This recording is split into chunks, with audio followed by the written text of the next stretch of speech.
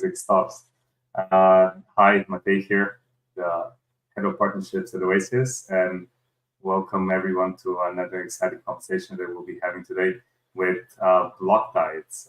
And our guest is Myrtle, the CEO of BlockTides. So yeah, happy to see you here, Myrtle. Maybe before we start, just a quick encouragement to the community. If you have any questions for Myrtle during our conversation, do post them in the chats, and we'll see if we're going to be able to cover them. We love to see some engagement from our listeners, and that we cover what you're interested in as well. But yeah, welcome everyone, and yeah, Myrtle, if you can give us a quick overview of yourself, and then we'll jump right in. Hello, can I pronounce it Matej or Matej? Mate, exactly. Matej, okay, like latte. Yeah, Okay, like that, so just like that. yeah, I'm Myrtle Ramos and I'm here in the Philippines and I'm a Filipino. And I started in this space for since 2018, but I know Bitcoin since 2017, 2016. I'm hearing like skepticism about it. But of course, when I jump into the space, really jumping into the space is I don't know actually what blockchain is. So I've actually organized events already. So someone from Singapore trusted me, and that started a fire already when it comes to unlocking a lot of opportunities. So basically, we're not just a marketing agency.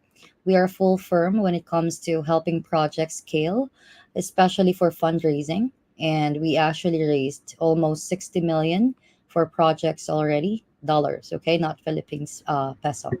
So, and we've actually hosted almost 200 events already since pandemic. It's mostly online and of course spaces, but the physical ones we've done tours, several tours, and one of the different hats that I wear is also I'm a founder of a Solstice and the KOL of Coin Market Cap, and I've been Forbes Business Council member and Cointelegraph Innovation Circle.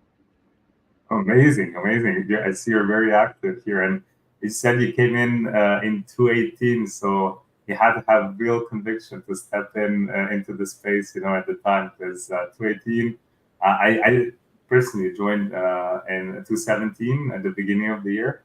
So Mhm. I was, before we had the big push in 2017, and then remembering, yeah, 2018 when the bear market came, right? Only people that were really interested in the potential that crypto has basically stayed, and yeah, I think it's a very exciting ecosystem to work in, so it's worthwhile. But you said you started with education. Do you see education and marketing to be some sort of like an intersection where you're at the same time you're doing some marketing, but at the same time educating people, and are you focusing mostly on Asia when you said you had multiple tours, or are those worldwide? Basically, it's one is in Dubai, so that's actually not Asia. So that's during pandemic, almost. So when it comes to the tours, it's mostly in Asia. But when Oh, it okay. comes to your question for education, it depends on who the educator is, because everyone can say that they're an educator, but basically they're actually teaching wrong things, right? So we need to have the right discernment when it comes to the knowledge that we share to everyone, because not everyone can share the right information outside, and we all know that.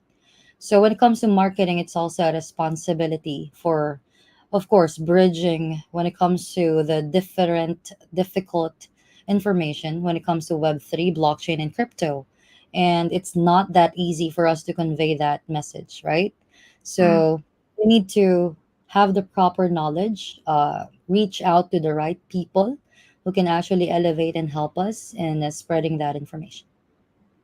Yeah, I agree. I mean, yeah, a lot can be hidden in the education. You can be shilling stuff that are potentially not the best use cases or the best projects, and you mask it with being education, and then it flies kind of under the radar, right? So I do definitely agree that one needs to. Actually, I want to add on that. It's just like in a world full of illusions, you need to actually open your eyes, and of course, when it comes to that, have proper discernment and Yeah, experiences if you actually want to seek the truth, right? It goes hand in hand, not just in yeah, marketing. exactly, exactly. And you said you work in economically. How is the knowledge in Asia in terms of crypto, and how's the adoption? People are seeing it more as a quick quick way to make some money, or they see a long-term potential. Is it maybe interesting for remittance for those parts of the world, or what's the major excitement around crypto in Asia? So in Asia, it's really groundbreaking, right? So you can see that when it comes to 2021, the hype when it comes to GameFi is really massive. So there's a lot of people who dive into the space, and at the same time there's a lot of bad actors as well. So that's actually the light and the dark of things happening. So of course we need to still choose doing the right things when it comes to education. So when it comes to the governments, actually they're also questioning some projects out here. So we need proper regulation. So how can we do that? Of course, um, we need people who will actually be brave enough to actually volunteer or be seen out there for us to spread that information. Yeah, but do you maybe see when we're talking about trust and education, all of that, and marketing. Do you see potentially how? Because if you look at crypto, it's all about don't trust, verify, right? And it's all about decentralizing that trust, right? To come to the trustlessness, right? So do you see the future, where also marketing can become more, let's say decentralized, or the endorsements and all of that? So having a bit more of that crypto ethos in this space as well, right? Because if we look at, KOLs have been taking a lot of, a flag for, just promoting stuff that they get paid for, and there are some backroom deals and stuff like that, right? And those voices are big, are heard, right?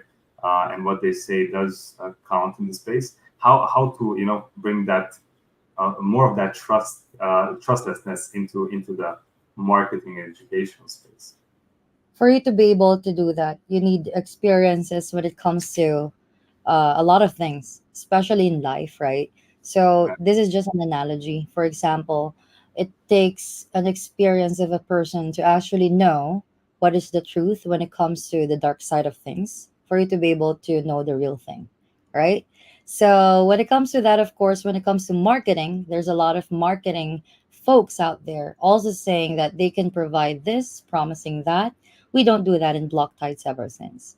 So ever since we don't reach out when it comes to LinkedIn, you know how LinkedIn is right now offering their services when it comes to lead generation, but we don't do that. We believe in different kinds of things. Me, I'm a spiritual person. I don't believe in such stuff, and I do believe when it comes to limitless possibilities of all things. So when it comes to this, of course, the marketing can be a two-edged sword, which can be used for bad and good, right? Mm. Yeah, for sure, for sure. I mean, I would love, as you said, experience in life, and then in the domain itself, right, always helps with you being able to, make the right decisions and see through things. But yeah, hopefully, we can also bring the tech to a place where the tech helps with that as well, right? So complete, novice users can come into the space and potentially not get trapped in everything that comes their way. But yeah, it's not all doom and gloom, right? I think generally the space is productive. but you're always going to have those actors where they're trying to take advantage of those users, that are potential, sometimes even maybe intentionally, right? In the hopes of making, quick cash, going to things that are potentially not the best. But you said, you have those, you don't set those expectations. How do you measure then those KPIs within crypto, right? Because then it's really hard to measure here, the success of certain campaigns or the engagement that you do. What's your style of going about it? So when it comes to that, so I want to add on when it comes to again the experiences that we had way back, and then of course the KPI set. I'm really pro organic reach because of course Elon Musk and on Twitter is also anti bots, right? So it's like pouring a lot of illusions when it comes to the correct or truthful things out there, and at the same time it's fun to actually disseminate that. So when it comes to this, of course, it's really principles from the web 2 that we actually accumulated, like the experiences, the structures, how marketing goes, right? And then, of course, it's up to you to build that new world when it comes to marketing in web 3, right? So take all of the good things that you actually had when it comes to the web 2 principles and then apply that into your own world here in the web 3, because there's no structure when I joined 2018, right? Just like all of us in Telegram, and then, okay, let's go ahead and market everyone, right? But now I built my own SOP. I built my own rules and regulation, especially for HR purposes, for Mhm. management, handling people, because we all know as well when it comes to handling people in the corporate job is not that fair. So I built my own system. I built my own ecosystem and rules inside BlockTides and also StayNext, of course, for us to do that. Because, again, freedom is a very cliche out there already. But it's up to us to actually co create good things for humanity. No, for sure. One thing that always kind of strikes me a little bit when people mention Web2 marketing is basically how your data is being collected everywhere, to be able to then create those profiles around you to be for them to, then to be able to serve you, all those ads based on your clicks, your searches, all of that. Do you see that coming? When you said you're picking stuff from Web 2 and Web 2 bringing it to Web 3, how do you see this customization of ads, or advertising in general, right, in Web 3? And is it possible maybe if you add some privacy to it and stuff like that, to be able to let the user be monetize, all the information that they share, all the ads that they see? Should the user actually be part of that revenue that now mostly goes to the Googles and the big companies of Web 2? So basically, when it comes to ads in the web 2, I don't want to badmouth any industries. So we just saw things when it comes to ads that they're just the ones who's actually generating money. And then at the same time, for creators, it needs to actually go through the creator because I'm a creator myself. I also attend KOL events, right? So they're one of the essentials now when it comes to helping a project. So that's actually working hand in hand when it comes to marketing. So here, when it comes to ads, I hope that I can see when it comes to a company, they can actually build a non-bias ads, right? Because algorithm, you need to choose the right platform because you need to study each algorithm out there, especially Facebook, how to actually be seen organically, especially on Twitter. There's a lot of bots. You need to pay this, you need to pay shillers. So I've studied all of that, and it's changing from time to time, as we all know. And of course, there's also Pinterest. So there's different algorithms that they've set. So basically, we are craving for a platform which generates in an equal way, correct? So I hope that some people out there or some entrepreneurs can actually build that when it comes to ads income, because there's a lot of money when it comes to marketing, and we all know that. we still need revenue at the same time when it comes to sustainability for a company. Oh, for sure. I mean, I don't mind. I don't mind the creators, getting paid, and I don't mind ads in general. I'm just saying, more on the part where you basically through you agreeing to those terms that nobody reads, right? You give them full access to your profile where they create your persona, and then they make all the money from showing those ads, right? So should you be entitled to a portion of that ad revenue that of the ads that you see, right? Or the data that you kind of provide, right? That's my question because we at Oasis we're big privacy proponents, and we were thinking about these use cases as well, right? Where you could have your data, stored somewhere on chain. The more complete your profile is, the more maybe compensation you can get, right? Because you will get more targeted ads served. But at the same time, when you approve that data to be used for advertising purposes, right? Should you get a kickback for that? Of course, we are all creating something in that ecosystem. So basically, it needs to have a fair coding or algorithm when it comes to the one actually exerting energy to a platform. So I believe in energy, and at the same time, it needs to be compensated back. And when it comes to data, actually there's a lot of things happening in the Philippines already when it comes to identity theft, criminal stuff, right? Mm. So I want to be the voice when it comes to identity theft as well, because there's a lot of things going on here already.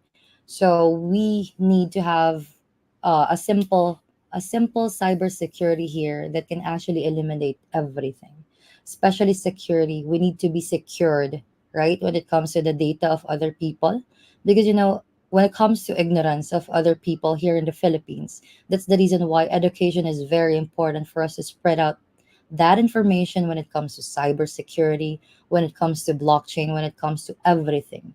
Because again, with knowledge, there's a lot of power behind it. And at the same time, that's where we all win. No, yeah, for sure. I mean, when I explain things to people that are not in crypto, right? This seems to them like sci-fi. You have this wallet, you hold your own money, right? It's something pretty new, and obviously, people are quick to dismiss, some good security practices in exchange for convenience, right? So here, I think, yeah, education is very important to not basically go to the same principles that we have in Web2, just companies putting certain stuff on blockchain, but at the same time everything being custodial. So I think education on that part would be great if we, and also development as well, right? So we create a better UX. We create safeguards where people don't lose everything they have if they accidentally don't have lose their private keys, right? But yeah, I do agree that the security and security, yeah, in general will be very important going further. And I think also privacy, right? Privacy and security kind of go hand in hand, right? Where we need to prevent, as you said, identity theft. Right now it's easy because people don't understand how valuable their data actually is until something happens, right? Until somebody takes a loan out in your name and you're screwed, right? Actually, the main cause of all of this is basically the root when it comes to how we store our data, right? Because everything is still centralized. They're all saying that we're all Web3, but what are the servers that basically that we are using? It's still Yeah, centralized. So we actually need a decentralized storage for us to basically have the things that we actually crave for, right? So it all needs to actually solve when it comes to the root cause of all things. yeah, for sure. I mean, I think DID will be, but true DID, not something that's stored on a server and then a tokenization is Not easy. just not just a cloud that actually can be accessed by anyone without you Yeah, knowing, right? So exactly. we have to have the right discernment for that, and at the same time, it showed me actually the revelation when it comes to that. So I saw a lot of companies actually doing that without my consent. So people needs to actually read the terms and condition if they actually want to support or use a product. Yeah, yeah. So, I mean, that's difficult. I'll be honest, right? That I think that's one of the issues as well, right? Have less of those conditions and have, if we go to the Web3 kind of way of doing things, right? You only have, two, three permissions that you give, to your data to an approval, right? And that should be so simple, right, that you actually read through those two, three permissions and not have, a 10-page PDF with legal, or legal talk that, 80% of people don't understand or don't know how to read, right? Which just protects the company and not the user, right? So yeah, I think here that's definitely one thing I'm really excited about is bringing as much as possible on chain with permissions there that are simple, that are understandable, right? You also mentioned that you have like a venture arm, right? What are Yes. the kind of the sectors that you are mostly focused on the venture side? So before we got burned already when it comes to our portfolio.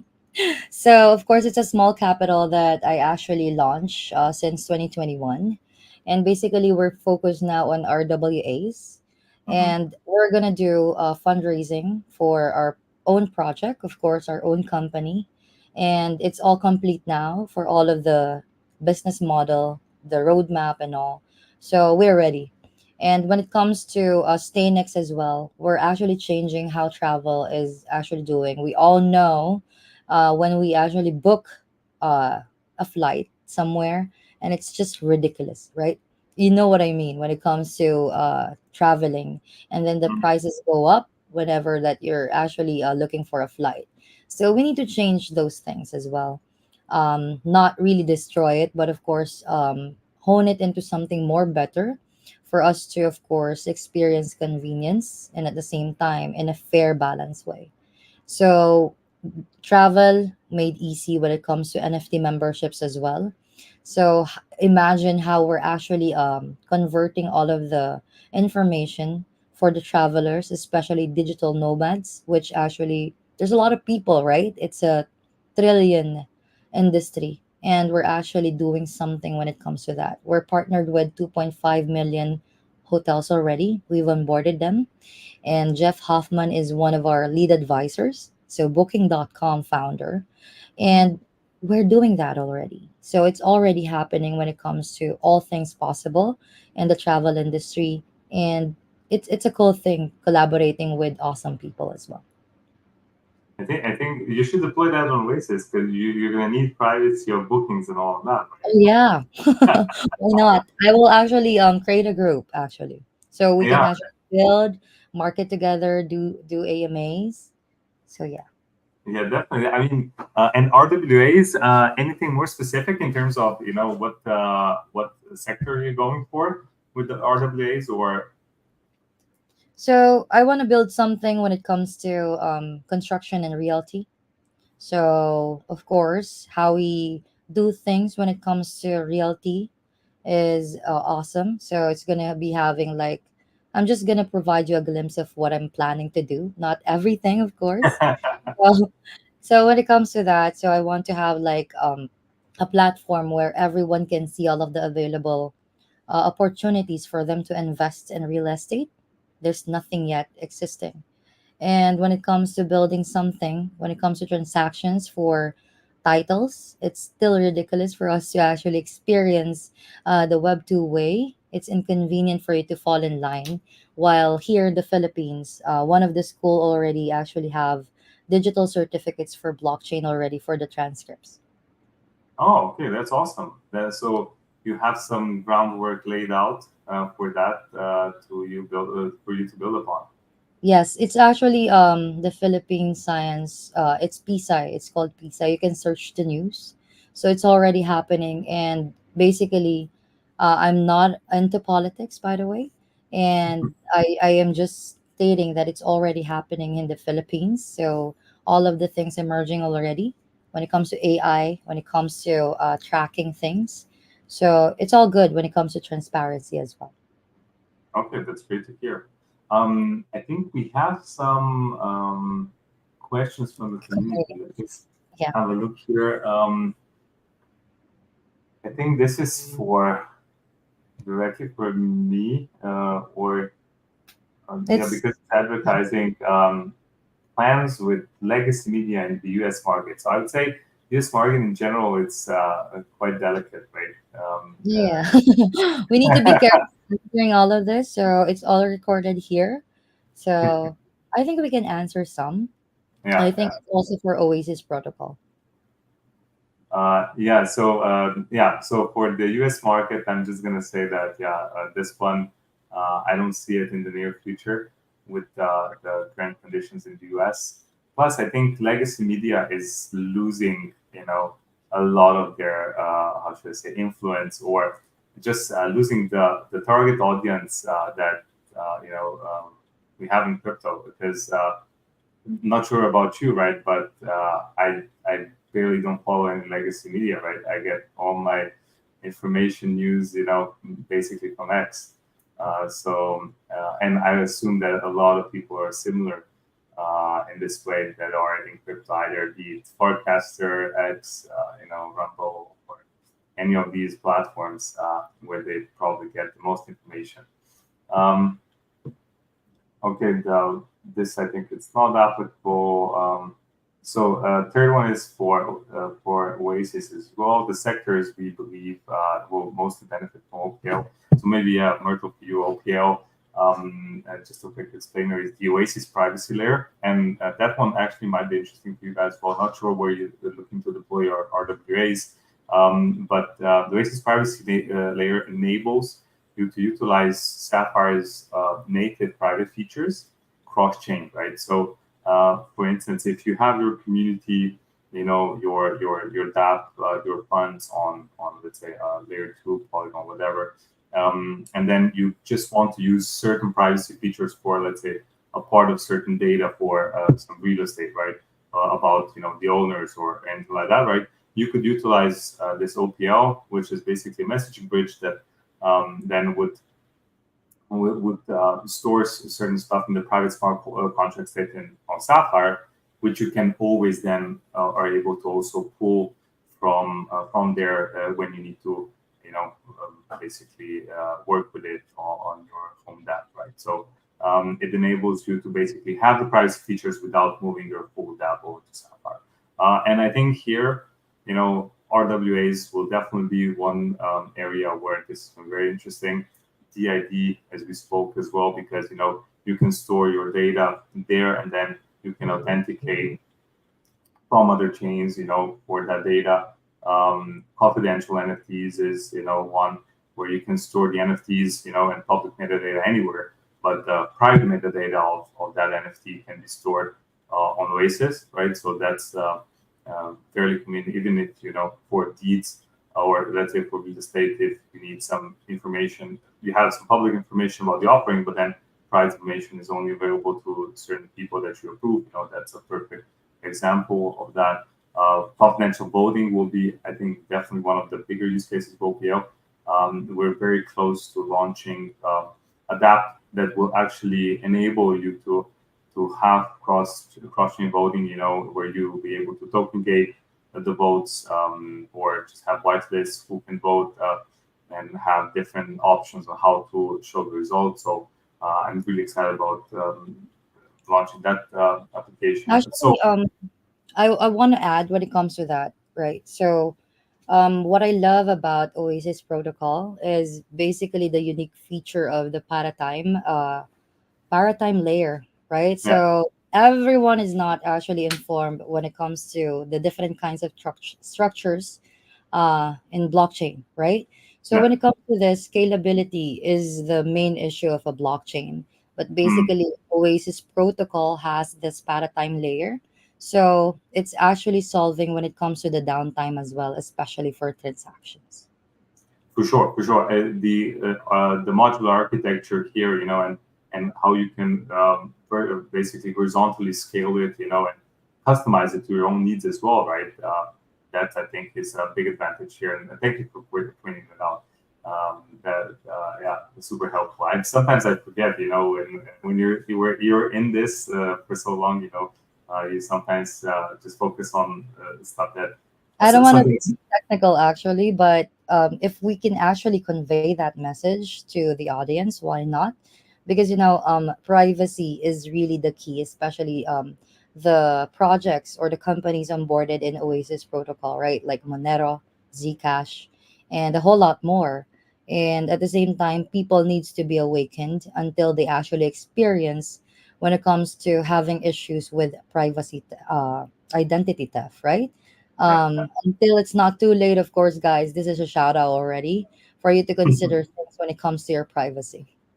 Oh, for sure, yeah. Thank you for that. I'll just have a look. I think we're already past half an hour, but this ran by so quickly. It was really interesting conversation. Let's just see. Um, let's see. Could you talk RWAs in that area? So I'm assuming maybe they were asking RWAs in Asia, but I think you covered it a little bit with what you're interested in. The real estate, right? Is there any other area that you see a lot of potential in terms of RWAs? Is there? I know there are also talks about CBDCs, or is that one thing that the Philippines are looking into as well, or not? We launch our as far as I know. Okay, so we launch our digital peso already. So when it comes to that, of course, why not? As long as the people of the Philippines are actually safe when it comes to doing such things, transacting, exchanging data, exchanging Mm. money. So why not considering for CBDC? And of course, it needs to actually add more. I hope that after all of the issues in the Philippines happening when it comes to the pogos here, the government will actually consider adding more privacy because it led to a lot of sad things actually. Just search the news. I don't read the news, so I'm just hearing that because of my mother watching the news. But of course, when it comes to this, I hope that everyone will wake up when it comes to privacy matters. And of course, when it comes to entrepreneurs wanting to build an Oasis protocol, so that's the security that they can actually offer, right? So, of course, the data governance as it best. And I hope the builders inside Oasis protocol can offer a lot of good things for entrepreneurs as well as the community. Oh, for sure, yeah. We want to support anybody that is privacy oriented, to enable them to build solutions that do protect individuals' data. There's also of course you can go beyond just privacy, right? Confidential compute will be necessary in a lot of different ways, but yeah, I think these two go hand in hand. Just maybe jumping to one question that I think it is for you. Do you publicly show the do's and don'ts, like what to do, like LinkedIn yes, Telegram no, or vice versa? Do you share that? Do you have like marketing education as well, or is that like separate? Um, I have my own personal choice, and of course, when it comes to promoting stuff, but the do's and don'ts, we always inform our community for what's best, especially for cyber security, right? So I'm also one of the people way back who actually made a white paper about cybersecurity. So it's already happening now. So we really need more when it comes to cybersecurity tools and softwares. And at the same time, when it comes to using apps that we will never use LinkedIn or whatever or never Telegram, it's up to you. You have your own free will, right? And of course, there are safety measures for you to be able to do that. It's either actually you learn because once you actually shut one door it will close, right? So Yeah. I'm always open when it comes to all of my data here. There's nothing to hide anyway. So when it comes to LinkedIn, I always use LinkedIn. I just don't like the stuff when it comes to marketers actually bombarding me with all of their services. And I Mhm. hope that LinkedIn can actually solve that, right? And for Telegram purposes, I love the way how they innovated when it comes to um, the folders. That's just what I love because it's all messy way back 2018. But basically now it's up to your personal choice to actually use the do's and don'ts when it comes to using platforms or social media accounts. Yeah, true. They did evolve quite a bit from that era. I think other platforms are then adopting what they developed, and adding it to their product. So I guess how do you say copying is the best form of flattery or something like that, right? So if they copy you, then I guess you're on the right path. Yeah. Um, Correct. I think we're gonna close it out here. I think we covered quite a bit during the session. Maybe just if you have some closing thoughts in terms of what are you going to be working on besides I know RWA is I mean you're very busy, but in general, what you're most excited about for the next I don't know 6 to 12 months, what So are you going to be working on? So for Stay Next, of course, we're launching already on during token 2049, so you can check it out. And at the same time, we're partnered with huge Web 2s already. So it's up to you to support us. This is not a solicitation, not a financial advice.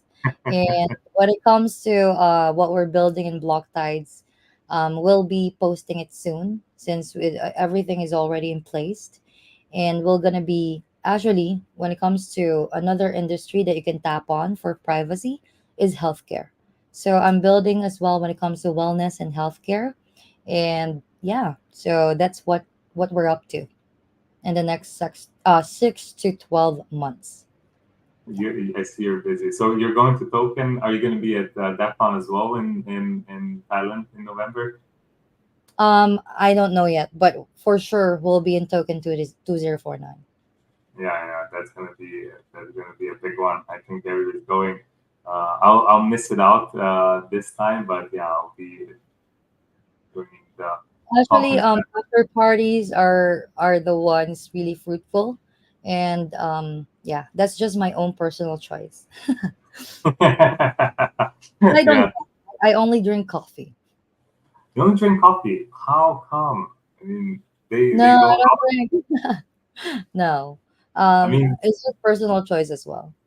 yeah, but the projects go out of their way to really, make it enjoyable. So I think, yeah, the conferences, You can even though enjoy without alcohol. but You can enjoy without alcohol, actually. no, for sure, for sure, for sure. I'm just saying it's not about alcohol. It's also, just the setting, the food, the drinks, the company. And the thing is, we are a natively distributed ecosystem, right? But I think uh, it's still very beneficial to actually meet in person as well, and reinforce those relationships. It's just easier to then also collaborate on a more on a deeper level, right? When you have that personal relationship established. So that's why I think, yeah, these conferences, are very important. And I think the setting just makes it easier to connect. And if the surroundings are chill, comfortable, then it's also you're more relaxed, and it's then easier to connect with other projects, other people. Than if it's like a very how should I say formal situation, right? But yeah, great My chat. last message, Yeah. actually, this is my mindset now. In a world before which I knew, that we are being divided, right, because of COVID, we actually need human touch and at the same time personal connections when it comes to people, that you are not alone, because it's really a tough time for a lot of people out there. So all you have to do is basically um, use your empathy, use your discernment for you to be able to help another human being out there, especially here in the community when it comes to blockchain. So care for the community, care for each other, and we really need that right now. I think we can end it on that high note. thank you, Myrtle, for joining Thank me you so today. This much. was a great conversation, and yeah, we need to create those groups to see where we can work together also on the product level. And yeah, maybe we have you back when we have something more to share. Of course. And I hope that I can see Daniel in token 2049. I'll send you a message. Thank you so much, Mate, for having me here. Thank you so much, Oasis Protocol. Thank you, and thank you to you as well, BlockTides. Have a good afternoon or evening. I think it's later for you.